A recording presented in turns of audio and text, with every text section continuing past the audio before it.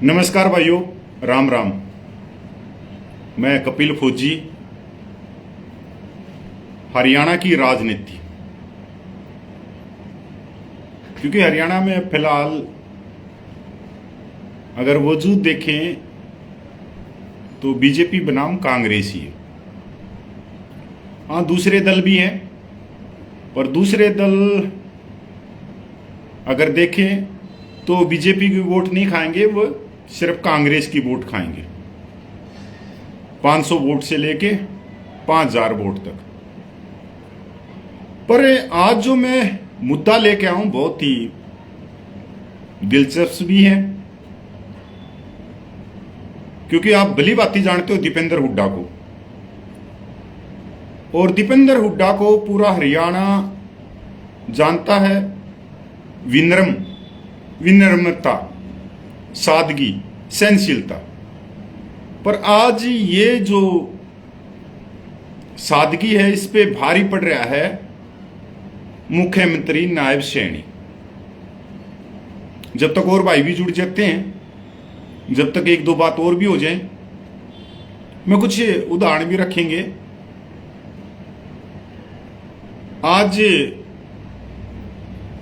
हरियाणा में अलग अलग यात्रा निकल रही है कांग्रेस की। भाई हुड्डा साहब ने भी दीपेंद्र हुड्डा को मुख्यमंत्री के प्रोजेक्ट के तौर पे तार दिया, और वो पैदल यात्रा कर रहे हैं कि हरियाणा मांगे हिसाब। इधर से शैलजा जी भी अपनी यात्रा शुरू करने वाली हैं। उसके बाद में हुड्डा साहब और जो कांग्रेस पार्टी के प्रधान हैं उदयवान जी, वो भी शुरू करना चाह रहे।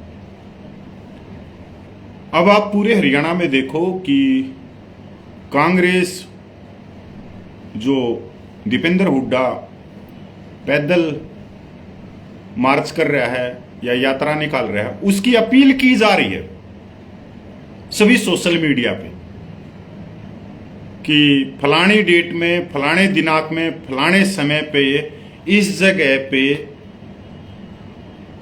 भाई दीपेंद्र हुड्डा हरियाणा मांगे हिसाब विधानसभा में पूछ रहे हैं, तो वहां पे पूछ जाओ। आप देख रहे होंगे कि एक विधानसभा में 5000 भी व्यक्ति इकट्ठे नहीं हो रहे, पूरे हरियाणा से इकट्ठे किए जा रहे। और ये मैं पहले से बोलता आया हूं कि हरियाणा जो कांग्रेस है, खासकर भाई हुड्डा साहब मुख्यमंत्री रहे हैं, उनके साथ में जो कार्यकर्ता हैं वो 5000 के करीब हैं। उनमें से 3000 के करीब तो प्रॉपर्टी डीलर हैं और 2000 के करीब अपने काम निकलवाने वाले हैं। मतलब एक तरह से हम उनको कार्यकर्ता नहीं बोल सकते, और न ही हम उनको कांग्रेस की विचारधारा बोल सकते कि विचारधारा से जुड़े हुए। वो सिर्फ एक तरह से चापलूस व्यक्ति ही है। कल आप लोगों ने एक देखा होगा एक विधानसभा में कि बहुत सारी महिलाएं कांग्रेस की जो पैदल यात्रा चल रही है भाई दीपेंद्र हुड्डा के साथ में, उसमें बहुत सारी महिलाएं थी। और इसी वीडियो को पूरे देश में भी फैलाया गया है सोशल मीडिया के थ्रू कि हरियाणा में बदलाव चाह रहे। पर अगर मैं ये कहूं सच कि वो दीपेंद्र हुड्डा के साथ में नहीं थी वो महिलाएं, वो थी एक जो विधायक की टिकट मांग रहा है नरेश जी, उसके साथ में उनकी तख्तियों पे भी नरेश लिखा हुआ था। मतलब एक वो उम्मीदवार जो कांग्रेस की टिकट मांग रहा है। तो ये जो गुब्बारा है ये तो फूटने लग रहा है कि पूरे हरियाणा में मैसेज किया जा रहा है कि एक जगह पे इकट्ठे हो जाओ, और एक विधानसभा से 5000 कार्यकर्ता नहीं निकाल पा रहे। ये हुआ ऐसे कि हरियाणा में कांग्रेस की विचारधारा से जुड़ा हुआ एक भी व्यक्ति नहीं है फिलहाल के तौर पे, या स्थानीय नेताओं की विचारधाराओं से जुड़े हुए। और इसका नुकसान आने वाले समय में कांग्रेस को भी होगा। मैंने एक सांसद दीपेंद्र हुड्डा का एक इंटरव्यू देखा लल्लन टॉप पे। लल्लन टॉप पे दीपेंद्र हुड्डा जी कह रहे कि मैं जनता में रहता हूं, दूसरे प्रोग्राम में मैं लेट हो जाता हूं, मैं मिलने जुलने लग जाता हूं लोगों से, जहां भी खड़े मिलते हैं वहां ब्रेक मार देता हूं। बड़ी अच्छी बात है, पर सच्चाई इसके विपरीत है। मेरा खुद का तजुर्बा है और लोगों का भी तजुर्बा होगा कि अगर कोई अपने काम के लिए या कोई फोन करवाने के लिए दिल्ली कोठी पे पूछते हैं तो वहां पर दीपेंद्र हुड्डा 1 बजे के बाद में पूछते हैं, और अगर प्रोग्राम हरियाणा में रख रखा हो 11 बजे का तो वो 1 बजे तो दिल्ली कोठी में पूछते हैं। और दिल्ली कोठी में अगर कोई व्यक्ति बैठे हुए हैं और वो अपना काम करवाने के लिए आए हैं तो जल्दी जल्दी उनके फोन करेगा, सबके फोन करता है, ये सच्चाई। पर फोन कहां करता है ये किसी को ही नहीं मालूम, कि फोन से उनके काम होते हैं या नहीं होते हैं, ये भी एक अलग चीज। एक बार मैं एक पूर्व सैनिक था, सूबेदार मेजर, उनकी पुत्रवधू टीचर है राजस्थान में, तो उनका ट्रांसफर आ गया मध्य प्रदेश बॉर्डर पे काली तलाई पे। और राजस्थान इतना बड़ा है कि राजस्थान में एक जगह से दूसरी जगह पहुंचने में ही 36 घंटे लग जाते हैं। हम 3-4 गाड़ी लेके चले गए। अब पूर्व सैनिकों ने बोला कि भाई चलो भाई। हमने कहा कि जी इनकी पोस्टिंग हरियाणा बॉर्डर पे करवा दो, अलवर हो गया, झुंझुनू सीकर हो गया, चूरू हो गया, हनुमानगढ़ हो गया। भाई साहब ने फोन किया और कहा कि इनकी पोस्टिंग कर दो। हमने भाई साहब से पूछा आपने फोन कहां करा, तो भाई साहब ने बोला कि राजस्थान हाउस दिल्ली में करा, आप उनसे मिल लिए। और हम राजस्थान हाउस में चले गए। अब राजस्थान में हाउस में जब हम गए तो यार हम चौंक गए। उन्होंने जो राजस्थान हाउस में जो रिसेप्शन पे बैठा उससे फोन कर रखा। बड़ी शर्म आई यार, क्योंकि राजस्थान में गहलोत की सरकार और वो वहां के शिक्षा मंत्री को फोन नहीं कर सके। मैं यार बड़ा तजुर्बा आया। हमने वापिस गाड़ी मोड़ी। मां भाई साहब ये फोन तो अपने पास में रखो, अगर फोन ना ही करना था तो उल्टे सुल्टे क्यों भड़का रहे हो लोगों को, क्यों ब्रेन वाटी कर रहे हो।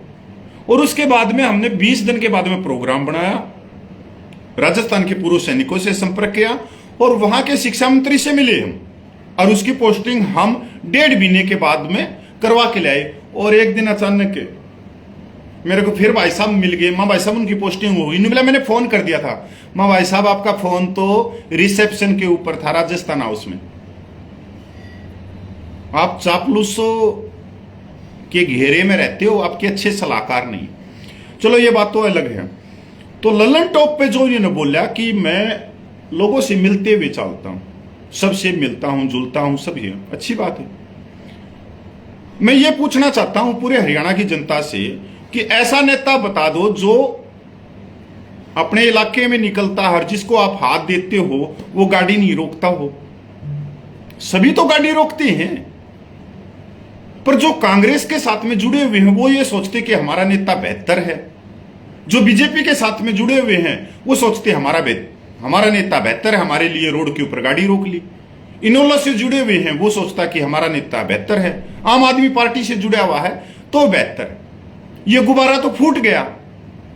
तो भाई जिस भी पार्टी से कोई भी कार्यकर्ता जुड़ा हुआ है, हर एक नेता अगर 5-10 आदमी रोड के ऊपर खड़े हैं तो वो गाड़ी रोकता है। दीपेंद्र की जो ताकत थी वो थी सादगी, विनम्र और सहनशीलता। वो उसका जो गुब्बारा था वो मुख्यमंत्री नायब सैनी ने फोड़ दिया।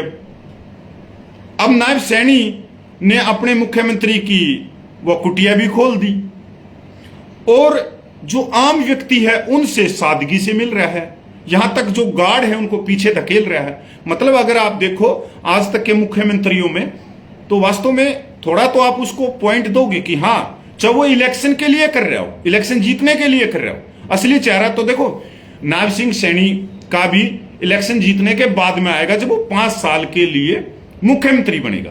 हो सकता है कि 3 महीने के लिए एक नया रंग निकला हो, मैं ये नहीं कह रहा, पर आज के हिसाब से जो सादगी है, चाहे छात्रों से बात करनी हो, चाहे किसी से बात करनी हो, और कहीं भी मुख्यमंत्री का काफिला जा रहा है, 10 व्यक्ति खड़े हैं गांव के, वो वहां पे ब्रेक मार रहे हैं गाड़ी की। तो ये सादगी का तो फूट गया दीपेंद्र हुड्डा का, क्योंकि दीपेंद्र हुड्डा के अंदर जो ताकत थी वो थी सादगी, विनम्र और सहनशीलता। क्योंकि राजनीति का ज्ञान, राजनीति के भाषण, राजनीति की जो कमियां हैं वो दीपेंद्र हुड्डा में कहीं तक भी नहीं। यहां तक उसको भाषण देना ही नहीं आता। बहुत सारे भाई मेरा बुरा मान जाएंगे। और ये हुआ जो अच्छे सलाहकार दीपेंद्र हुड्डा के साथ में नहीं। कल मैं एक वीडियो देख रहा था, वो नहाने के लिए उतर गए। अब एक दो तो ऐसे बंदे थे चापलूस जो उसकी कमर को रगड़ने लग गए। अब दूसरा देख रहा कि मेरे को कहीं से डला मिल जाए वो मैं रगड़ दूं। एक से बढ़कर एक चापलूस।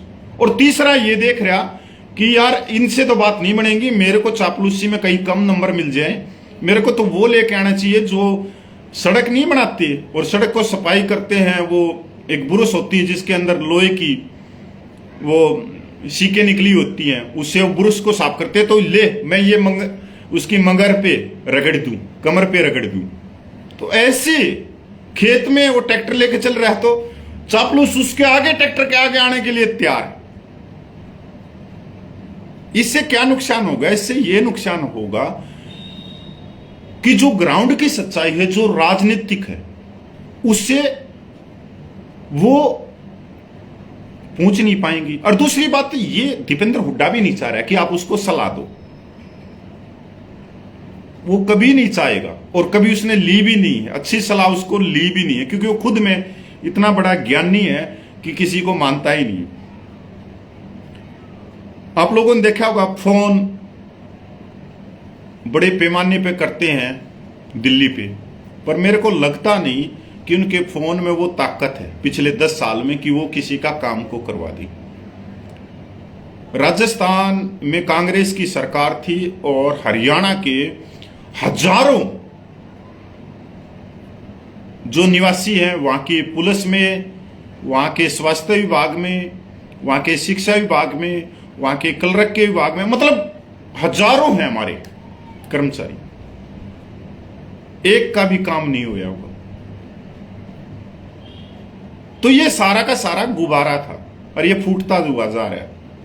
क्योंकि आज हकीकत में जो पत्रकार मुद्दे हैं, जो मैं इनको कहता हूं पेड पत्रकार, और ये पेड पत्रकार क्या है, कमियां नहीं निकाल पा रहे। पूरे हरियाणा में ऐसे कोई पत्रकार नहीं है जो कांग्रेस की अभी फिलहाल में कमियां निकाल दे। अब कई भाई सोचेंगे कि भाई बीजेपी की कमियां निकाल रहे हुए, बीजेपी की तो ठीक है कमियां निकाल रहे हैं, पर बीजेपी की कमियां तो सरकार में है। वो आप कमियां निकाल रहे हो बीजेपी की, तो बीजेपी उन चीजों को बिल्कुल लिख रही है। बीजेपी के अंदर अगर उसकी कोई ताकत है वो है कार्यकर्ता। बीजेपी की कभी किसी मीटिंग में जाना आप कार्यकर्ताओं की में बहुत सारे मिलते रहते हैं। मैं वैसे बीजेपी का कोई समर्थक नहीं होना है, मैं बीजेपी को पसंद करता हूं, पर वो कहते हैं कि जब हमारे नेता आते हैं और हम कोई ग्राउंड की रिपोर्ट देते हैं या नेता जो हमारे क्षेत्र का उसकी कमियां निकालते हैं तो वो सुनता है और लिखता है और बाद में वो धन्यवाद करता है कि हाँ यार ये कमी हमारे में रह गई। ऐसा कांग्रेस में क्यों नहीं, खासकर भाई इनमें क्यों नहीं है? अब एक भाई कहेगा कि नहीं, ये भी सच्चाई की बात है कि पिछले 20 साल में हुड्डा साहब ने रोहतक, झज्जर, सोनीपत 3 डिस्ट्रिक्ट में कोई भी दूसरा चेहरे को नेता नहीं बनने दिया। ये कितनी बड़ी बात है कि किसी दूसरे चेहरे को नहीं आने दिया आज तक। आज उन्हीं के दम पे टिके हुए हैं जो 85 साल के हो रहे। आज जिनके घर पे ईडी के छापे लग रहे हैं, उसके ऊपर तो मैं अलग से वीडियो लेके आऊंगा, क्योंकि कई पत्रकार भाइयों ने कहा है कि इनके घर पे जो छापे लगे हैं ना, ये इशारा कहीं और है, गलत चीजें बोल रहे। इनके घर पे जो छापे लगे हैं ना, चाहे सोनीपत में लगे हों, चाहे महेंद्रगढ़ में लगे हों, तो यार एक बात बताने की बात है कि 1300 करोड़ रुपया, मैं 13 रुपये की बात नहीं कर रहा, मैं 13 लाख की बात नहीं कर रहा, 13 करोड़ रुपये की बात नहीं कर रहा, 1300 करोड़ रुपया जो बट्टा खाते में चला गया, वो पैसा आया कहां से? और इनकी शिकायत किसी ने नहीं करी। ये तो जो छापे लगे ना यमुनानगर में, जो इनेलो पार्टी के एमएलए होते थे, वहां से कागज बरामद हुए, उनमें इनकी डायरियों में नाम आए। तो ऐसे कैसे जोड़ सकते हैं कि कांग्रेस पार्टी हरियाणा में एक तरफा जीत रही है और इनके घर पे छापे लग रहे हैं? नहीं भाई साहब, ये गलत चीजें हैं। जो पत्रकार है ना, दिमाग को अलग से ब्रेन वॉश करते हैं। भाई 1300 करोड़ रुपया है और वो तो बट्टा खाते में गए हैं, वो तो कि उसके तो कागज बोलते हैं बैंकों के। बादरगढ़ के अंदर सैकड़ों एकड़ जमीन पड़ी है, फैक्ट्रियां लगा के ताला लगाया गया है। तो आप लगा सकते हो कि 10 साल में जो सरकार में किस किस तरह से जनता को गुमराह करके कहां तक है। तो उसके ऊपर मैं बीजेपी की भी बताऊंगा कि बीजेपी के नेताओं ने क्या किया 10 साल में। बीजेपी के नेताओं ने भी मार खाया। कदे कोई ये कह रहा हो जब कांग्रेस आएगी तो उनके पर्चे उखड़ जाएंगे, अगर सेंटर में आ गई तो। बात कर रहे हैं हम यहां पे सिर्फ जो गुब्बारा था दीपेंद्र हुड्डा का, विनम्र, सादगी, सहनशीलता का, वो फूट चुका है और उसको फोड़ने वाला है और कोई नहीं। अब फिलहाल में मुख्यमंत्री सैनी, जो उससे भी ज्यादा सादगी, उससे भी ज्यादा विनम्र, सहनशीलता, हर जगह गाड़ियां रोक रहा है, हर जगह आम व्यक्तियों से मिल रहा है, छात्रों से मिल रहा है, उनके बीच में बैठ रहा है और यहां तक जो सिक्योरिटी वाले हैं, गार्ड वाले हैं, उनको भी पीछे धकेल रहा है। तो बताओ अब सादगी। क्योंकि दीपेंद्र हुड्डा में एक ही ताकत थी, राजनीति की ताकत नहीं थी, राजनीति का ज्ञान नहीं था, राजनीति क्या बोलने का जो लहजा है वो नहीं था, और यही ताकत होती है। पर सैनी में तो ये दोनों तीनों चीज पहले से ही थी। और ये हुआ कि दीपेंद्र हुड्डा के साथ में कुछ अच्छे सलाहकार नहीं जो हैं, उनको दीपेंद्र हुड्डा भी पसंद करता है। चापलूसों की एक फौज खड़ी है उसके चारों तरफ, मतलब वो कहते हैं कुर्ते के गोज के लाडू। तो गोज के लाडू का यही हाल है। अब और देखते हैं, अभी तो आप का और भी चश्मे उतर जाएंगे जब ये हरियाणा मांगे हिसाब। रोहतक उसमें सोनीपत में तो आ लिया, सोनीपत में तो देख लिया, 5000 भी कार्यकर्ता नहीं थे जबकि लोकसभा सीटें आई। अब तो रोहतक और झज्जर में जब ये आएगी तब और भी चीजें खुलती हुई आ जाएंगी कि अगर एक जिले के अंदर 4 विधानसभा सीट हैं और चार विधानसभा सीट में से 5000 कार्यकर्ता भी नहीं जुड़ रहे तो कहीं ना कहीं कमी है। और कांग्रेस को और खासकर रोहतकवाड़ी को आत्म चिंतन करने की जरूरत है, अच्छे सलाहकारों को अपने पास में रखने की जरूरत है। तो बीजेपी को फेरबदल कर सकते हैं अक्टूबर के विधानसभा चुनाव में। नहीं तो मेरे को तो कहीं उम्मीद नहीं लग रही। जिस हिसाब से ये चल रहे हैं उस हिसाब से तो भाई फुल बहुमत से बीजेपी है आज के दिन, चाहे कहीं करवा लेना। क्योंकि जिस हिसाब से बीजेपी ओबीसी, एससी और इनके बारे में सोच रही है और धड़ाधड़ घोषणा कर रही है और सारी चीजें कर रही है, तो ओबीसी, एससी, बीसी इनको अपनी तरफ खींच रही है। अगर ये उसकी तरफ चले गए तो लगा लो